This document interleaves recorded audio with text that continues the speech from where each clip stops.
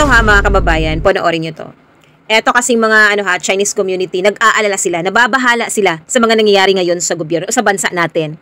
Kasi meron na namang Filipino-Chinese na negosyante na pinatay. No?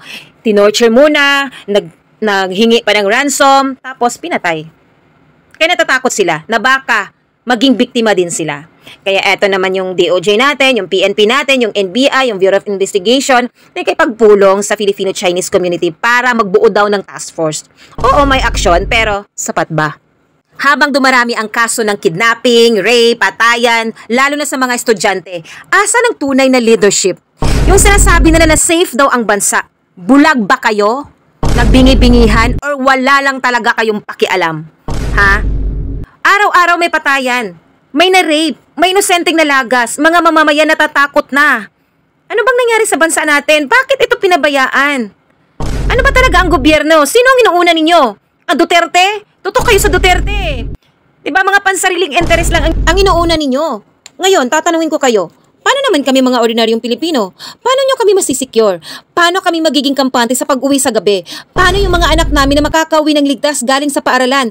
Kahit simpleng paglalaro lang ng mga bata sa labas, nakakatakot, natatakot kami. Ano bang inuuna ninyo? Sino ba ang inuuna ninyo? Sobra na talaga yung gobyerno ngayon eh. Parang ayaw nyo na magkaroon ng kapayapaan sa bansa. Napaka-weak ng leadership. Walang malasakit, walang aksyon. Puro kayo pamumulitika. Tutok kayo sa Duterte kung paano mabura ang Duterte sa politika. Bakit? Takot kayo? Diyos ko, kung ganitong klase lang naman ang administrasyon ngayon, iisa lang ang masasabi ko. This is the worst we've ever had. Wala na sa tama. At kami ang taong bayan ang nahihirapan. Anyways, let's watch Natatakot this. yung mga business community dahil po sa kidnapping nito kasi this is very unique eh. Hindi lang kidnapping, binayaran na, pinatay pa.